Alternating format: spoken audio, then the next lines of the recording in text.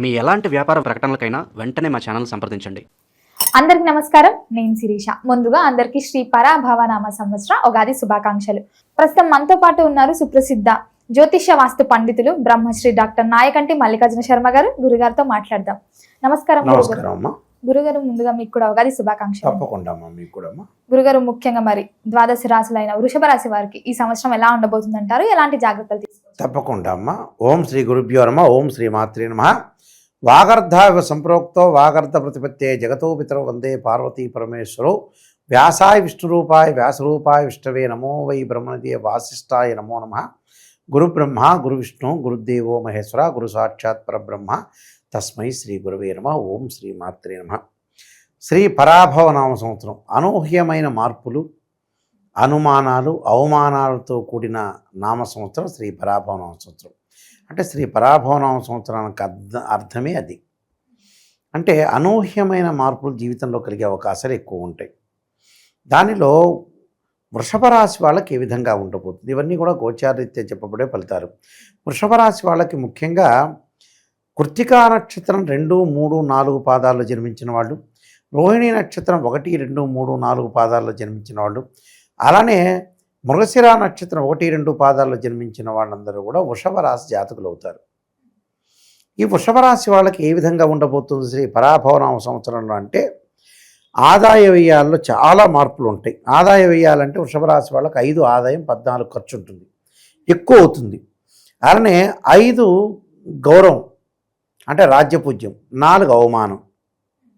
అంటే గౌరవ మర్యాదలకి లోటు లేదు, కానీ ఆదాయ వ్యయాల్లో చాలా తేడా ఉంటుంది. ఆదాయ వ్యయాలంటే నేను ఇందాక చెప్పినట్టుగా 5, 14 అంటే 5 ఉంటుంది, 14 ఉంటుంది. కొంచెం జాగ్రత్తగా ఉండాలి. అంటే ఎందుకు కారణం ఏమిటి అని అంటే, ఈ 5, 14 అంటే ఎక్స్పెండిచర్స్ బాగా పెరుగుతాయి. ముందుగా గ్రహగమన గతుల దగ్గరికి వెళ్దాం. చాలామంది ఈ మధ్యకాలంలో గ్రహాలు ఎక్కడెక్కడనే పొజిషన్ లేకుండా చెప్పే జ్యోతిష్యులు కూడా ఎక్కువయ్యారు. అంటే గ్రహాలు పలాని స్థానంలో ఉంటేనే రిజల్ట్స్ వస్తాయి, ఫస్ట్ పాయింట్. అలానే ప్రపంచంలో ఎవరైనా సరే నెగిటివ్ను ముందు తీసుకోవాలి. అంటే మనలో లోపం ఎక్కడుంది, స్త్రీయ లోపం పెరుగుట పెద్ద విద్య, లోపం ఎరిగిన వాడే పూర్ణుడవుతాట. అంటే మనలో లోపాలను మనం సవరణ చేసుకుంటే అతనే సూపర్ స్టార్.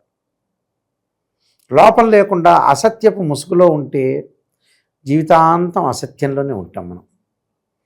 వీళ్ళు ఏంటంటే పాపం చాలామంది కూడా పాజిటివ్ రిజల్ట్స్ కోసం వేచి చూస్తుంటారు. కొన్ని సందర్భాలు, అన్ని సందర్భాల్లో పాజిటివ్ ఉంటుందే ఉండదుగా. ప్రతి చోట నెగిటివ్ ఉంటుంది, పాజిటివ్ ఉంది. కొన్ని సందర్భాల్లో జీవితాంతం నెగిటివ్ ఉన్న వాళ్ళు ఉన్నారు, జీవితాంతం పాజిటివ్ ఉన్న వాళ్ళు కూడా ఉన్నారు. మనం చాలా జాగ్రత్తగా ఆలోచన చేసి ముందుకు వెళ్ళాలి. ఇవన్నీ కూడా గోచారరీత్యా చెప్పబడే ఫలితాలు అంటారు, బర్త్ చార్ట్ని అనుసరించిన ఫలితాలు కాదు. సహజంగా వృషభ రాశి వాళ్ళకి ఏంటంటే రాస్యాధిపతి శుక్రుడు. ఈ రాస్యాధిపతి శుక్రుడు అంటే ఏంటంటే సుఖాన్ని, భోగాన్ని, సౌఖ్యాన్ని, లగ్జరీని అనుభవించాలని వీళ్ళ యొక్క ఆసక్తి వృషభ రాశి వాళ్ళకి. అంటే లగ్జరీగా ఆలోచన చేస్తుంటారు. అంటే అపార్ట్మెంట్ కొనాలి, ఇల్లు కొనాలి, ఎంజాయ్మెంట్ చేయాలి, కార్లలో తిరగాలి అని ఈ రాశి యొక్క తత్వం, అది స్వభావం. అంటే వీళ్ళ యొక్క క్యారెక్టర్. అయితే ఈ సంవత్సరం ఏ విధంగా ఉండబోతుంది చూసుకుంటే, వాళ్ళకి ఈ ముందు ముఖ్యంగా ఉగాది దగ్గర నుంచి కొంత అనుకూలంగా ఉంటుంది. ఎంతవరకు అనుకూలంగా ఉంటుందంటే, మన గ్రహాల యొక్క స్థితిగతులను మనం చూసుకునేటట్టయితే జూన్ 1వ తారీఖు నైట్ వరకు కూడా మిథున రాశిలో ఉన్న గురుగ్రహము కర్కాటక రాశిలోకి సంచారం చేస్తుంది. జూన్ 2 నుంచి కర్కాటకంలో ప్రవేశం జరుగుతుంది. ఈ కర్కాటకంలో ఎన్ని రోజుల పాటు ఉంటుంది? అక్టోబర్ 31వ తారీఖు వరకు కూడా, 31వ తారీఖు నుండి సింహరాశిలోకి అతిచారంలో ప్రవేశం జరుగుతుంది. అతిచారం అంటే ఏంటంటే, కర్కాటక రాశిలో సంవత్సర కాలం గడపకుండా ముందుకు వెళ్ళిపోతాడు, అతిచారం అంటారు. అతిచారం అంటే ఏం లేదు, సింపుల్, అతి చేయటం అని అర్థం మన వాళ్ళ సామాన్య భాషలో.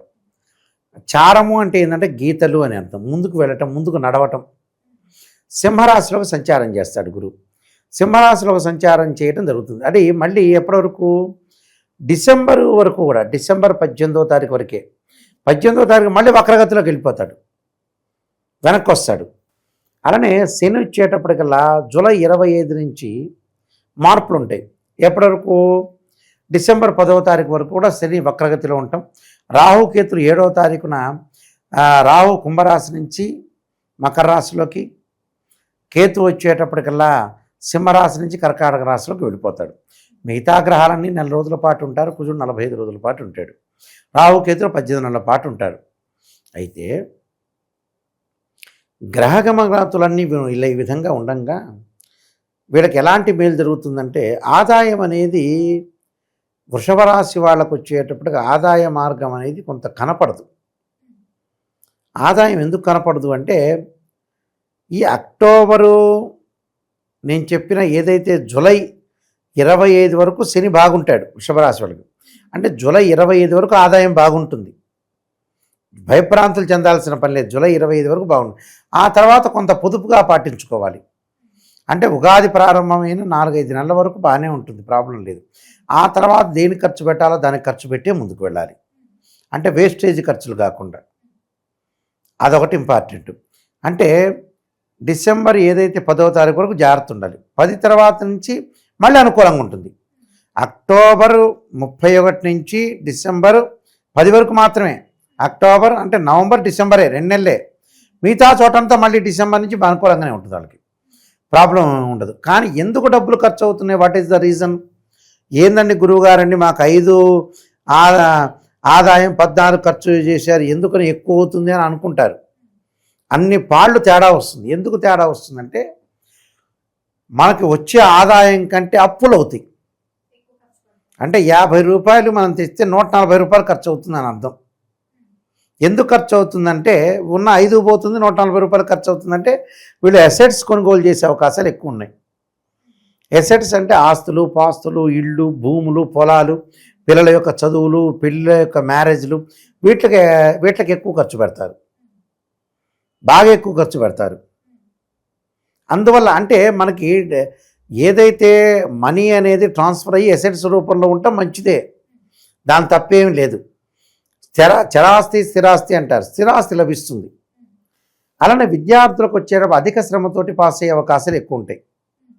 ఉద్యోగస్తులకు వచ్చేటప్పటికల్లా కొద్దిగా ఆదాయపరంగా అనుకూలంగా ఉంటున్నా, కొద్ది పరంగా ఉద్యోగపరంగా కొంత ఇబ్బందులు కలుగుతాయి. తోటి కొలీగ్స్ తోటి, పైన ఉండే వాళ్ళతోటి, మేనేజర్స్ తోటి, CEO లాంటి కేటగిరీ వ్యక్తులతోటి కొన్ని ఇబ్బందులు కలిగే సూచనలు ఎక్కువ ఉంటాయి. కాబట్టి కొద్దిగా జాగ్రత్త వహించి ముందుకు వెళ్ళాలి. అంటే ప్రణాళికాబద్ధంగా రూపొందించుకొని ముందుకు వెళ్ళాలి. శుభ కార్యక్రమాలు నిర్వహణ చేస్తారు, శుభ కార్యక్రమాల్లో పాల్గొనే అవకాశాలు ఎక్కువ ఉంటాయి. అలానే స్త్రీలు ఉన్నతమైన అభిప్రాయాలు కలిగి ఉంటారు. గతంలో ఏదైతే ఉద్యోగము వ్యాపారం వదిలేశారో వాళ్ళకి ఆదాయం బాగా వదిలేశారో మళ్ళీ స్టార్ట్ చేసే అవకాశాలు ఎక్కువ ఉంటాయి. అంటే ఆదాయం బాగా పెరిగే అవకాశాలు ఎక్కువ ఉంటాయి. అలానే గౌరవ మర్యాదలకు లోటు లేదు. బంధుమిత్రులతో ఆనందంతో ఉంటారు. వాళ్ళు బంధుమిత్రులతోటి సఖ్యతగా కూడా ఉండే అవకాశాలు ఎక్కువ ఉంటుంది. వాహన ప్రమాదాలు జరగకుండా చూసుకోవాలి. అంటే వాహనాల మీద వెళ్ళేటప్పుడు ప్రమాదం జరగకుండా చూసుకోవడం కూడా చాలా ఇంపార్టెంట్. అలానే నిరుద్యోగులకు ఉద్యోగ అవకాశాలు, విదేశాలకు వెళ్ళే అవకాశాలు ఎక్కువ ఉంటాయి. విదేశాలకు వెళ్ళటం అక్కడ ఖర్చులు అయ్యే అవకాశాలు కూడా బాగా ఎక్కువ ఉంటాయి వీళ్ళకి. అంటే ఏదో రకమైన ఖర్చు పెరుగుతూ ఉంటుంది వీళ్ళకి. ఆ ఖర్చును తగ్గించుకోవాలి, పొదుపు చేసుకొని ముందుకు వెళ్ళాలి. లేకపోతే ఇబ్బందికరమైన వాతావరణం రాకుండా చూసుకోవాలి. అంటే ఇవన్నీ కూడా వాళ్ళు చూసుకొని ముందుకు వెళ్ళాలి. చూసుకొని ముందుకెళ్తే వాళ్ళకి మంచి జరుగుతుంది. కొన్ని పరిహారాలు చేసుకొని ముందుకు వెళ్ళాలమ్మా. మరి వృషభ రాశి వారు ఈ సంవత్సరం ఎలాంటి పరిహారాలు చేసుకోవచ్చు అంటారు? ఏ దైవాన్ని పూజించవచ్చు? విష్ణు సహస్రనామ పాలనం చేయాలి. ఓర్ణమస్య పంచాక్షరి చేసుకోవాలి. తత్పురుషాయుధే మహాసేనాయుధమే తన్నో షణ్ముఖ ప్రచోదయాత్ అనే అంగారక మంత్రాన్ని చదువుకోవటం వల్ల కూడా మంచి జరిగే అవకాశాలు ఖచ్చితంగా ఉంటాయమ్మా. ఇవి చేసుకుంటే సరిపోతుంది. గురుగారు, మొత్తం మీద ఈ సంవత్సరంలో వృషభ రాశి వారికి ఎలా ఉండబోతుంది, ఎలాంటి జాగ్రత్తలు తీసుకోవాలో తెలియజేసినందుకు ధన్యవాదాలు. నమస్కారం.